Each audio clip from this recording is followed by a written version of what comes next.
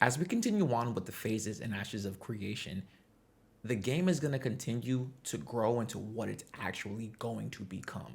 And I think phase two is going to be the first time that we see that because of these updates. The November live stream development update just ended, and what we saw is proof of that. So to start off the stream, Steven and Maggie made something clear. We are 100% going to be getting updates on December 20th. That is the start of phase two.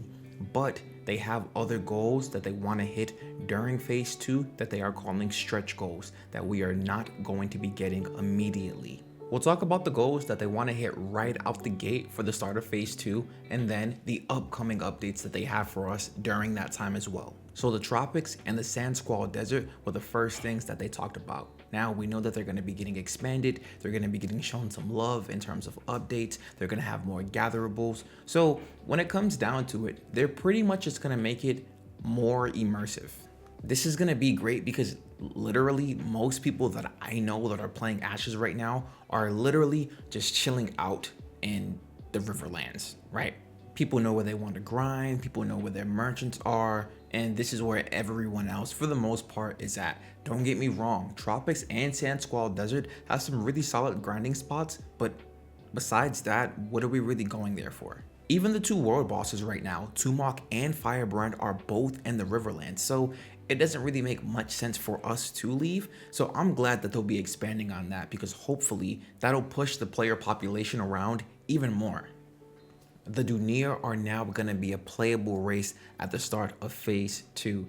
This is a huge day for adults who want to play smaller adults with beards and personalities that are much bigger than them.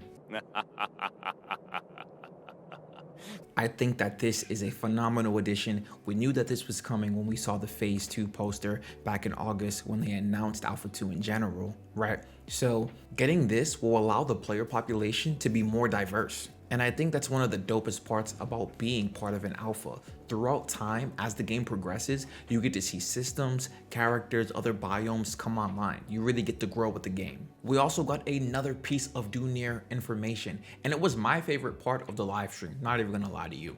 A new dungeon, the Befallen Forge. Now, I have spent hours upon hours in Carfin. I love it. Honestly, dungeons are probably my favorite part right now of Ashes of Creation for what we can do, right? That fourth floor, bro, that joint is tough. I'm not gonna lie to you, but the gear you get up there is lit. So exploration of the new dungeon is gonna be huge. Getting new armor sets is gonna be huge, right? So I'm really excited for that. We also know that we're gonna now have functional node sieges. That's gonna be huge as well. I know a lot of people have said they're burnt out with the gameplay loops and Ashes of Creation. So adding on some more loops, especially that have to do with nodes, is really gonna drive that player engagement. I just hope it's enough to keep us sustained up until phase 3, which starts May 1st. Speaking of player engagement, we actually got one of the biggest pieces of player news today, actually. So it's not an auction house, but we will now be able to go up to merchants and essentially run our own storefront. So for example, say I have the copper that everyone is looking for. I can go to a merchant and list that copper. And if you're looking for some copper, you can go to said merchant and scroll through different characters' storefronts. But it's not just the copper that can be listed.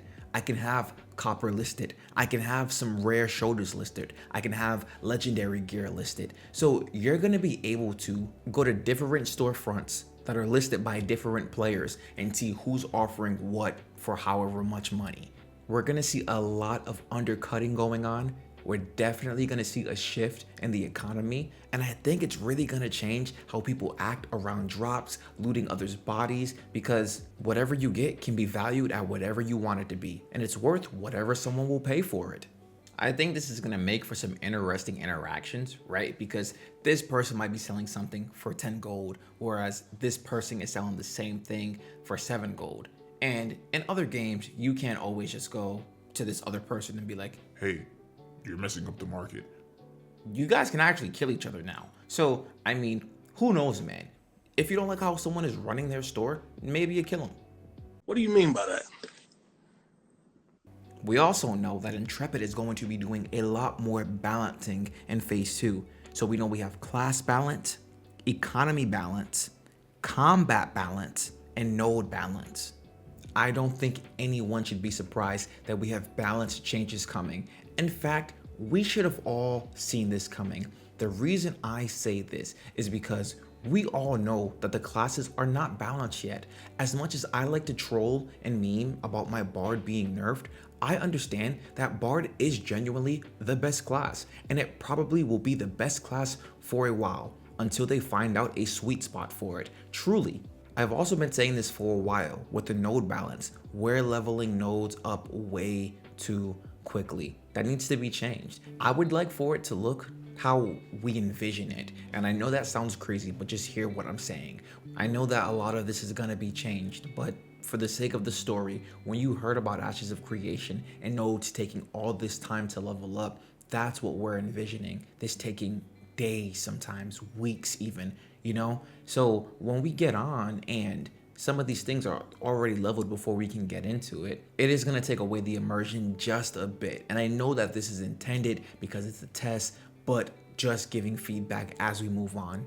So those are the updates for what they want going into Phase 2 initially. Now, I think that's going to be some solid content for a lot of people, right? You have your no-lifers that are going to get in there and they're going to vacuum all that stuff up. But I think for the masses who are playing a bit more casually, these are some solid additions. For the stretch goals that they mentioned, first on our list is the Freehold system. Now, I think this is going to be huge. I know a lot of people, again, they keep saying that they're burnt out, they want stuff to do. I think since Freeholds are going to be more of a competitive system, you're going to see a lot of people trying to get them. Because as we continue to go throughout these phases of Ashes of Creation, we get to see more and more of the game. And Freeholds are going to change your game tremendously. Just from the processing standpoint alone, there's going to be a lot that you can do, a lot of buildings that you can construct on your Freehold that a lot of people aren't going to be able to get. After Freeholds, they talked about the Vaelune being a playable race. Now, again, we won't be able to have this at the start of Phase 2, but they do want to shortly implement this afterwards. This goes right back to what I was saying about the Dunir. Having more playable races in this game that's continuing to expand is never going to be a bad thing. You want to have different types of classes and races in your game because people feel a certain way about the characters that they play. I mean, you look at me, I really believe I'm a bard. The friends list was next, and I'm telling you, we need this more than ever. I am so sick of getting into groups and finding great players to play with, and I can't even add them. Please, please, please, please, please, please, we need this ASAP. Yes, Steven said they're gonna be working on it in Phase 2, but I mean, if it was up to me, we would have it today because I'm about to go play Ashes.